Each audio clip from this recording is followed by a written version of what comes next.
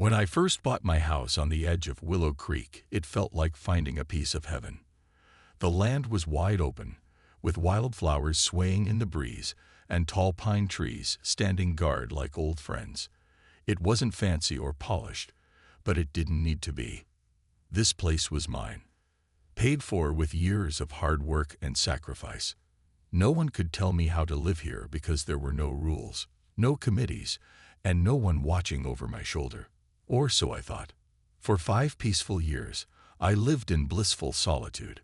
My mornings began with coffee on the porch, listening to birds chirp while sunlight filtered through the trees. In the evenings, I'd sit by the fire pit, staring at the stars that seemed brighter out here, far from city lights. Life was simple, quiet, and perfect. But perfection has a way of attracting trouble, doesn't it? One crisp autumn morning, as I stepped outside to water the plants, I noticed something unusual, a neatly folded letter tucked under my welcome mat. At first glance, it looked official, printed on thick paper with bold lettering across the top. Willow Creek Homeowners Association. Confused, I picked it up and skimmy-read it inside. The message was clear, though utterly baffling. According to the letter, my property had been incorporated into their jurisdiction. They welcomed me.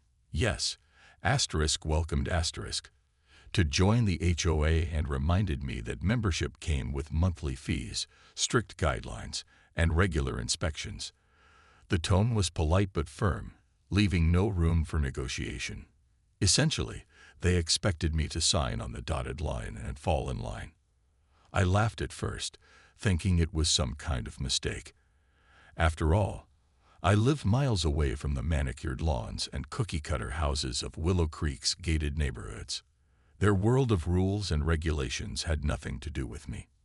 I crumpled the letter and tossed it into the fireplace, watching it burn. Problem solved, I thought. But days turned into weeks, and more letters arrived.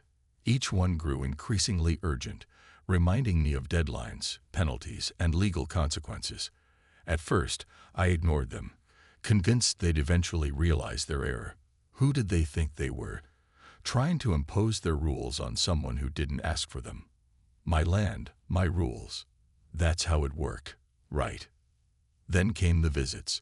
A sleek black SUV pulled into my driveway one afternoon, and out stepped Margaret Hargrove, the president of the HOA herself.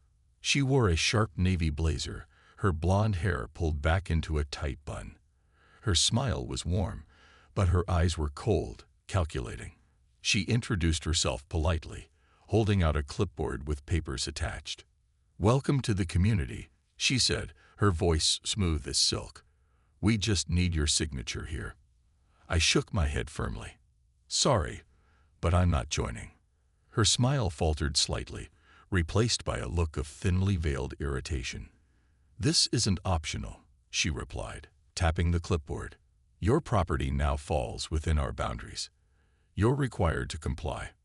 "Required?" I repeated, incredulous. "By whose authority?" She gestured vaguely toward the county and mentioned ordinances, but her explanation felt hollow, like she was reciting rehearsed lines. When I refused again, her expression hardened. Without another word, she turned and walked back to her car, leaving behind an uneasy tension in the air. That night, as I sat by the fire, I couldn't shake off the feeling that this was only the beginning.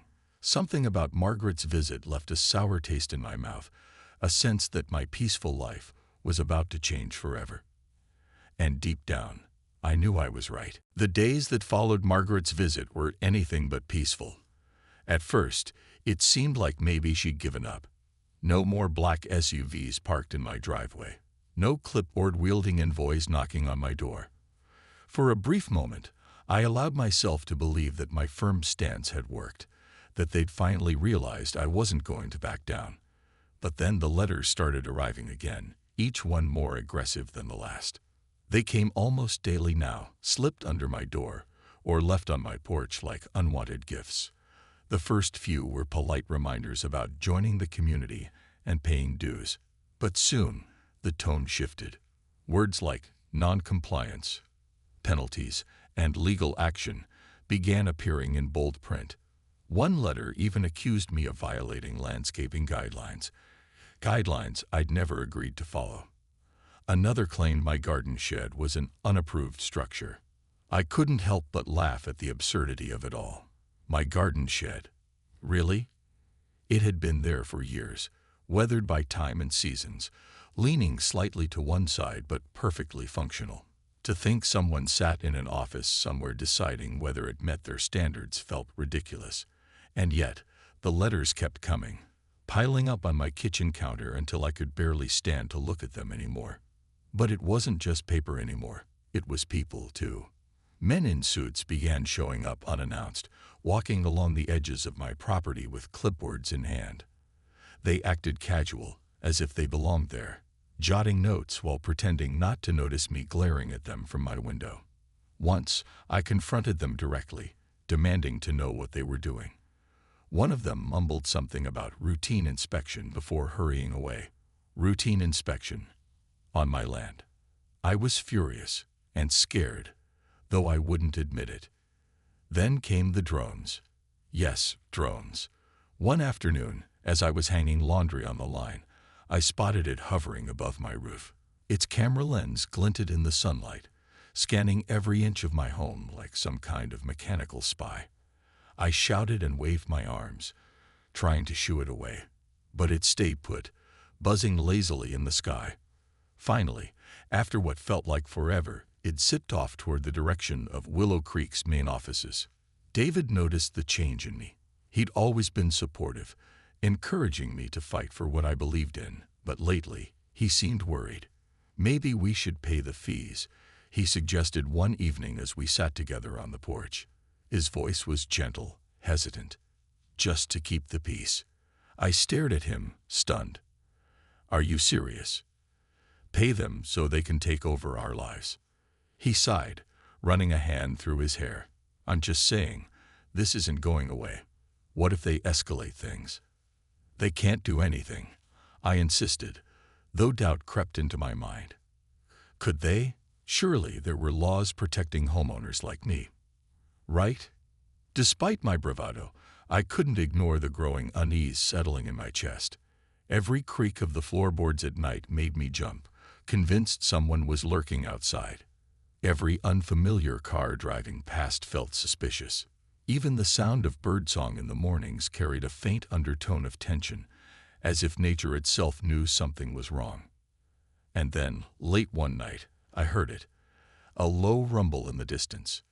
Peering out the window, I saw headlights sweeping across my yard. 2 trucks rolled to a stop near my driveway, their engines idling ominously in the darkness. My heart pounded as figures emerged from the vehicles, silhouetted against the glow of the truck lights. Margaret stepped forward, her sharp features illuminated by the harsh glare. Behind her stood 3 men in uniforms, their expressions unreadable. She held up a document, her voice cutting through the stillness like a knife. Eviction notice, she announced, her words landing like a punch to the gut. Effective immediately. For a moment, I couldn't breathe. This wasn't just harassment anymore. This was war. The word eviction echoed in my ears, bouncing around my skull until it drowned out everything else. I stood frozen on the porch, clutching the edge of the railing so tightly my knuckles turned white. My mind raced, trying to make sense of what I'd just heard. Eviction. From my own home. It didn't make any sense. How could they possibly have the right to do this? Margaret's voice cut through the fog. You've been given ample opportunity to comply, she said, her tone clipped and final, like a judge delivering a verdict. Your refusal to join the HOA and pay your dues has resulted in forfeiture of residency rights. Effective immediately, you are no longer authorized to occupy this property. Her words hit me like a freight train. Forfeiture. Residency rights. None of it sounded real. It was like something out of a nightmare. And yet, here she was, standing in my yard, flanked by 3 men who looked more like security guards than neighbors. One of them held a clipboard. Another carried what looked suspiciously like a toolbox. The third lingered near the truck, his arms crossed over his chest, watching me with an unreadable expression. "This is insane," I finally managed to say, my voice trembling. "You can't kick me out of my house." Margaret raised an eyebrow, as if amused by my outrage. "Actually, we can. County records show your property taxes are delinquent due to unpaid HOA fees. As per local ordinances, failure to resolve these issues results in immediate eviction." Unpaid fees. I sputtered. "I never agreed to pay anything. This is my land. I bought it fair and square." She tilted her head slightly, her smile thin and condescending. "Legally speaking, that doesn't matter. Once your property fell under our jurisdiction, you became subject to our rules. Non-payment constitutes abandonment of ownership rights." I wanted to scream, to argue, to tear her smug little speech apart piece by piece, but the weight of her confidence stopped me cold. She spoke as though every word were carved in stone, undeniable and absolute. Even worse, the men behind her seemed ready to enforce whatever she said. Their presence alone was enough to send a chill down my spine. David appeared at the door then, drawn by the commotion. His face went pale when he saw the scene unfolding in our yard. "What's going on?" he asked, his voice tight with alarm. "They're trying to evict us," I said, my voice cracking. "They claim I forfeited the house because I didn't pay their stupid fees." David's jaw tightened. He stepped forward, positioning himself between me and Margaret. "That's ridiculous. You can't just take someone's home like this." Margaret didn't even blink. "It's not just taking anything. It's enforcement of legal agreements. If you'd read the notices we sent." "We read them," I snapped, anger bubbling up despite my fear. "We ignored them because they're absurd. You don't get to barge into people's lives and demand money for rules they never agreed to." One of the men shifted uncomfortably, glancing at Margaret for guidance. She gave him a sharp nod, and he stepped closer, his hand resting casually near the belt loop of his uniform. That's when I noticed it, the faint outline of a holster tucked beneath his jacket. My stomach dropped. "Let's not make this harder than it needs to be," Margaret said smoothly. "Sign the agreement now, and we'll consider this matter resolved. Otherwise—" She let the sentence hang unfinished, but the implication was clear. David reached for my arm, his grip firm. "We're calling the police," he said, pulling out his phone. His voice wavered, but there was steel underneath. "This isn't right, and we're not backing down." Margaret chuckled, the sound grating against my nerves. "Go ahead. Call them. They won't intervene. This is private property management, sanctioned by local authorities. Legally, you're trespassing unless you cooperate." Her words hit like a hammer blow. Trespassing. In my own home. The room spun, and I had to steady myself against the railing. How had it come to this? How had they twisted the law so completely? As the standoff dragged on, the reality of the situation sank in deeper. These weren't just bureaucrats pushing papers. They were predators, circling their prey. And right now, we were cornered. The tension in the air was suffocating. Margaret stood her ground, her polished demeanor unshaken, while the men behind her loomed like shadows. David's phone trembled slightly in his hand as he dialed the police, but I could see the doubt creeping into his eyes.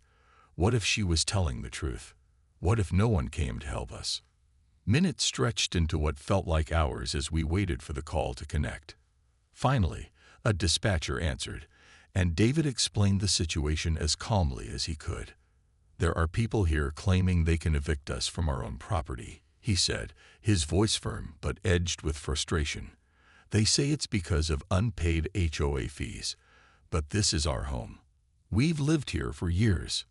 The response wasn't what we hoped for. After a pause, the dispatcher replied, "Ma'am, sir, these matters typically fall under civil disputes.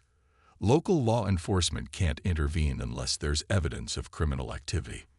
I felt my knees weaken. Civil dispute. Was that really how they classified this invasion? The dispatcher suggested contacting a lawyer or filing a complaint with the county, but none of that would stop the people currently standing in my yard, ready to throw me out. Margaret smirked when David hung up, clearly pleased with herself. As I said, she remarked coolly, "This is a private matter. Your noncompliance has consequences." David clenched his fists, his jaw tight. "You're not taking our home," he growled. "Not tonight. Not ever." Her smile didn't falter. "Then sign the agreement. It's your choice." But it didn't feel like much of a choice at all. Signing meant giving in, not just to them, but to everything they stood for. Uniformity over individuality. Control over freedom. To surrender now would be to lose more than just my house. It would mean losing myself. One of the men stepped forward, his hand lingering near his holster. "Let's get this over with," he muttered, his tone impatient. He reached toward me, as if to grab my arm, but I instinctively recoiled. My heart raced as I stared at him, fear mingling with fury. Who were these people, acting like they had the right to march into my life and tear it apart? Emma appeared in the doorway then, rubbing her sleepy eyes. She must have woken up hearing the commotion. When she saw the strangers in our yard, her face crumpled. "Mommy," she whispered, her voice small and scared. That was the breaking point. Seeing my daughter's frightened face snapped something inside me. This wasn't just about me anymore. It was about protecting her, keeping her safe from people who thought rules mattered more than humanity. I knelt down and pulled her close, whispering reassurances, even though my own hands were shaking. "We'll figure this out," I told her softly. Then, looking up at Margaret, I said through gritted teeth, "You want compliance? Fine, but you'll have to drag me out of here yourself." For the first time, Margaret's composure cracked. Her lips pressed into a thin line, and her eyes narrowed. "Don't make this harder than it needs to be," she warned. "We're within our rights." "Rights?" I shot back, my voice rising. "You think threatening someone in their own home is within your rights? You're bullies, plain and simple, and I won't let you win." The standoff dragged on late into the night. David stayed by my side, his presence a small comfort against the storm brewing around us. Neighbors far away couldn't hear our cries for justice, and the authorities refused to step in. We were on our own, outnumbered and outgunned, but not defeated. Somewhere deep inside, a spark of defiance ignited. If they wanted a fight, they'd get one. And I wasn't going down without a battle. As dawn began to break, painting the horizon in soft hues of orange and pink, I realized something unexpected. We weren't alone anymore. Word had spread. How, I wasn't sure, but somehow, people were starting to show up. At first, it was just one car pulling onto the dirt road leading to my house. Then another, and another. Soon, a small crowd had gathered near the edge of my property, their faces illuminated by the rising sun. It started with Mr. Patel, the elderly man who lived a few miles down the road. He'd always been quiet, keeping to himself, but now he stood tall, holding a thermos of coffee in one hand and a clipboard in the other. "I heard what's happening," he said simply, his voice steady. "You're not fighting this alone." Behind him came Mrs. Thompson, the retired teacher with a penchant for wind chimes that tinkled softly in the breeze. She carried a basket filled with sandwiches and bottled water. "For you and anyone else standing guard," she explained, her smile warm but determined. "We'll stay as long as it takes." Even strangers joined the cause. Neighbors I barely recognized, their faces etched with concern and resolve. Some brought cameras, documenting every move the HOA made. Others offered legal advice or promised to reach out to local news outlets. By sunrise, the once empty yard around my home buzzed with activity, a makeshift barricade of support forming between me and the intruders. Margaret watched all of this unfold, her expression growing darker with each new arrival. For the first time, she looked uneasy, glancing nervously at the men accompanying her. They shifted uncomfortably, clearly unprepared for this level of resistance.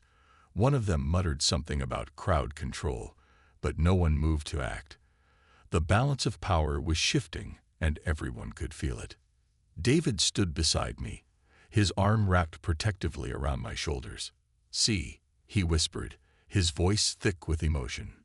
People care. We're not alone. Tears pricked at the corners of my eyes, but I blinked them away. This wasn't the time for weakness. It was the time for strength. Turning to face Margaret, I took a deep breath and stepped forward. "Still think you can push us around?" I asked, my voice clear and unwavering. "Take a good look at these people. They're here because they know what you're doing is wrong. You don't intimidate us anymore." Margaret's lips curled into a sneer, though her usual confidence seemed to falter. "This changes nothing," she snapped. "Your property is still in violation. Unless you sign the agreement, you forfeit your rights." "Try explaining that to them," I shot back, gesturing to the growing crowd. News vans had begun arriving, their satellite dishes glinting in the sunlight. Reporters set up tripods and microphones, eager to capture the unfolding drama. Margaret's jaw tightened as she realized the situation was spiraling out of her control. One brave neighbor, a young woman named Lisa, stepped forward, addressing Margaret directly. "You claim this is about rules and order, but it's not. It's about greed and intimidation. How dare you treat people this way? This isn't some gated community. It's someone's home." Her words sparked murmurs of agreement throughout the crowd. People nodded, clapping softly, their solidarity palpable.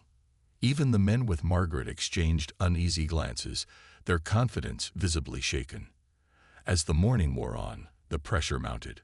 Lawyers arrived, offering pro bono assistance and promising to file injunctions against the HOA. County officials called, asking questions about the legality of Margaret's actions. The tide was turning, and she knew it.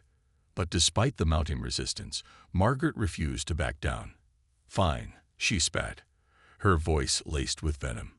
"Enjoy your little rebellion. But this isn't over." And with that, she turned on her heel and marched back to her truck, her entourage trailing behind her like shadows retreating from the light. As their vehicles disappeared down the road, a cheer erupted from the crowd. Strangers hugged each other, tears streaming down their faces. David pulled me into a tight embrace, whispering, "We did it. Together." For the first time in days, I allowed myself to breathe. The battle wasn't won yet, not fully, but we had taken a stand. And sometimes, standing together is the most powerful victory of all. The days that followed were a whirlwind of activity, chaos, and hope. Margaret's retreat hadn't ended the fight. It had only shifted it to a new battlefield. With the eyes of the community and the media now fixed firmly on Willow Creek, the pressure was mounting on both sides. For the first time, I felt like we weren't just fighting for my home. We were fighting for something bigger: justice. Lawyers pored over documents, dissecting every inch of the HOA's claims. They uncovered troubling patterns: properties quietly annexed without proper notification, fees inflated without explanation, and vague ordinances twisted to suit their agenda. One attorney, a sharp-eyed woman named Rachel, shook her head in disbelief as she sifted through the paperwork. "This isn't just about you," she said, looking up at me. "This is systemic. They've been doing this for years, bullying people into compliance." Word spread quickly, igniting outrage across the county. Neighbors who'd once kept their heads down out of fear began speaking up, sharing their own stories of intimidation and coercion. Some recounted how they'd been forced to pay exorbitant fines for minor infractions, like planting flowers that didn't match the approved palette. Others talked about midnight inspections or threats of foreclosure if dues weren't paid on time. The more voices joined the chorus, the louder it became. Meanwhile, the media coverage grew relentless. Reporters camped outside my house, eager to capture every development. Interviews aired on local news channels, painting a damning picture of the HOA's tactics. Margaret's polished image cracked under the scrutiny, her carefully constructed facade crumbling with each revelation. Clips of her smug demeanor during confrontations went viral online, sparking memes and hashtags like #StandWithWillowCreek and #NoToOA bullying. What started as a personal battle had turned into a movement. But Margaret wasn't going down without a fight. She called emergency meetings, rallying her supporters and spinning narratives about preserving community standards. Flyers appeared around town, accusing us of being troublemakers intent on dismantling order. Her loyalists showed up at hearings and protests, shouting over speakers and trying to drown out our voices. It was exhausting, but also galvanizing. Every attempt to silence us only fueled our determination. One evening, as the legal team prepared for an upcoming court date, I sat on the porch with Emma, watching the sunset paint the sky in fiery hues. She leaned against me, her small hand clutching mine. "Are they still going to make us leave?" she asked softly, her voice tinged with worry.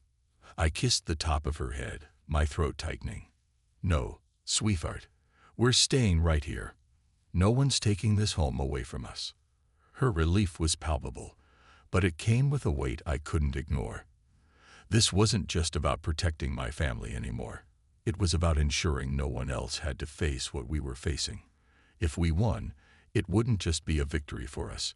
It would set a precedent, a reminder that power abuse could be challenged. The courtroom drama unfolded weeks later, a tense showdown between two opposing forces. Our side presented evidence of corruption, coercion, and manipulation, laying bare the truth for everyone to see. Margaret took the stand, her usual confidence wavering under cross-examination. When asked about specific cases, she stumbled, her answers evasive. The judge listened intently, his expression unreadable. Finally, after hours of arguments and testimonies, the ruling came down. The judge declared the annexation invalid, citing procedural violations and lack of transparency. He ordered the HOA to compensate me for damages and barred them from enforcing any further actions against my property. Gasps rippled through the gallery as Margaret sat stunned, her empire crumbling before her eyes. As we walked out of the courthouse, surrounded by cheering supporters, I felt a mix of emotions: relief, pride, and gratitude. But most of all, I felt hope. Hope that standing together could change things. Hope that even when the odds seemed insurmountable, courage and unity could prevail. And hope that maybe, just maybe, the world was ready to listen. The victory in court felt like a tidal wave washing away months of fear and uncertainty. Margaret Hargrove resigned shortly after the ruling, her name now synonymous with corruption and abuse of power. The HOA board scrambled to distance themselves from her, issuing public apologies and promises of reform. But the damage was done, their reputation was shattered, and trust would take years, if ever, to rebuild. For me, life slowly began to return to normal, or at least a new kind of normal. Neighbors who had once kept their distance now stopped by with warm smiles and offers of help. Some brought food, others offered to repair fences or clear fallen branches. It was as though they were reclaiming not just my home, but the spirit of our community from the shadow of fear that had loomed over us for so long. One crisp morning, I stood in the middle of my yard, staring at the spot where my old garden shed used to stand before it had been labeled an unapproved structure and torn down during the conflict. David walked up beside me, handing me a cup of coffee. "Thinking about rebuilding?" he asked, nodding toward the empty space. I smiled, taking a sip of the steaming liquid. "Not just the shed," I said. "Everything." That afternoon, I planted a tree, a young sapling with delicate green leaves that swayed gently in the breeze. Its roots dug into the soil, anchoring it firmly in place. As I patted the earth around its base, I thought about everything we'd been through. This tree wasn't just a symbol of resilience. It was a promise, to myself, to Emma, and to everyone who had stood by us, that this land would always remain ours. Emma ran up then, holding a small wooden sign she painted herself. In bright colors, it read, "Home Sweet Home." She beamed as I knelt down to hug her. "Can we put it here?"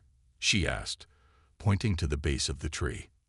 "Perfect," I whispered, planting the sign next to the sapling. Together, we stepped back to admire our handiwork. For the first time in what felt like forever, I allowed myself to truly breathe. In the weeks that followed, the neighborhood transformed. The oppressive rules that had once dictated every aspect of life began to loosen. People started painting their houses bold colors, planting wildflowers instead of manicured lawns, and even hosting block parties without worrying about noise complaints. Willow Creek was finding its soul again, one act of defiance at a time. But the fight wasn't entirely over. Across the country, other communities faced similar struggles against overbearing HOAs. Inspired by our story, neighbors reached out, asking for advice on how to stand up for themselves. Lawyers shared the case details, turning it into a blueprint for challenging unjust systems. Slowly but surely, ripples of change spread far beyond Willow Creek. On quiet evenings, when the sun dipped low and cast golden light across the fields, I'd sit on the porch with David and Emma, listening to the sounds of laughter and music drifting from nearby homes. Life wasn't perfect, it never would be, but it was real, and that made all the difference. Margaret's downfall became a cautionary tale, a reminder that unchecked power corrupts. Her attempt to control lives under the guise of order had backfired spectacularly, leaving behind a legacy of resistance instead of compliance. As for me, I learned something invaluable. Courage isn't the absence of fear, it's choosing to stand tall despite it. Now, when I look out at the horizon, I see more than trees and sky. I see hope, not because the world is perfect, but because sometimes ordinary people can do extraordinary things when they refuse to give up. And in those moments, anything seems possible, even peace.